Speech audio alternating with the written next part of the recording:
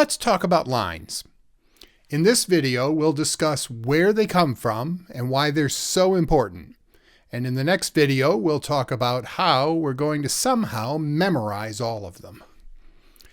Actually, let's start by discussing the art of theater. Theater performances, very much like musical performances, are interpretive art.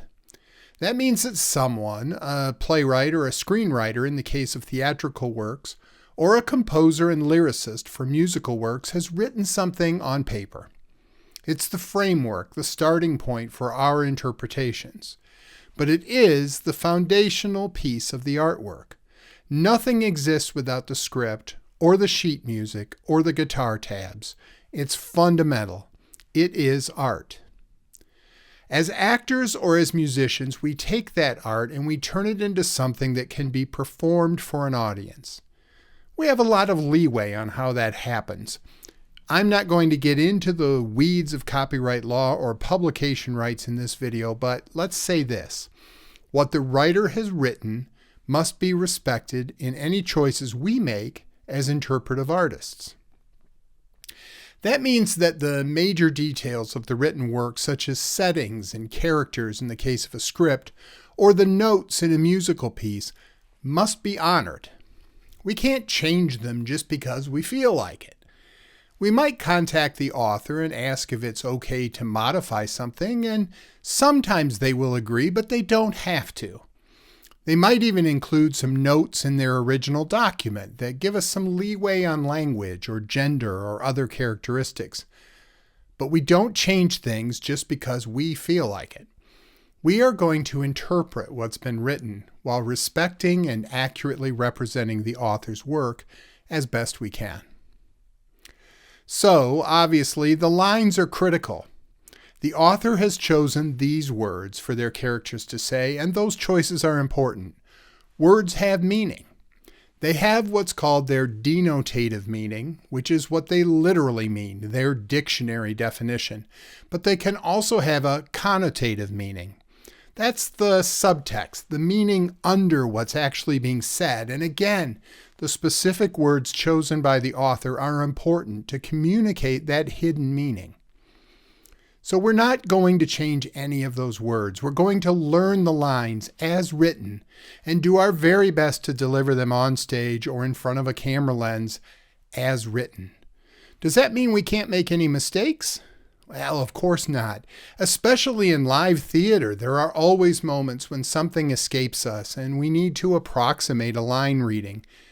It also might happen to your scene partner, and then you may have to alter your line to get them back on track or to make sure that the meaning of the scene is fully communicated. But our goal is always to deliver the lines exactly as they were written by the author. This includes words we don't like. As a director, I always try to make it clear before auditions when there's content in a play that might be offensive.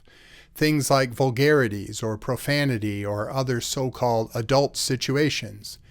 I let everyone know that we'll be doing the play as written. We won't be censoring anything. And by the way, I always recommend that you actually read the plays you audition for. This can avoid uncomfortable situations during the auditions, or even worse, in rehearsal after you've already been cast. So what do we bring to the table if we're just expected to parrot the lines on the page? Well, that's not what acting is, of course. There's so much that we add to the lines when we say them out loud. How we say them brings them to life. Slow, fast, quiet, loud, staring off into the distance, or face to face with our scene partner. Each choice can affect the meaning of the words themselves. There are also two words that I borrow from music when I'm making acting choices or directing others: staccato and legato. Staccato is speaking, each word short and direct. Legato is very smooth and connected. And which words get emphasized can completely change the meaning of the entire sentence. Think about the variety of ways you talk in different situations. Very few of us speak in a constant monotone. How our words sound can convey meaning as much as the words themselves do.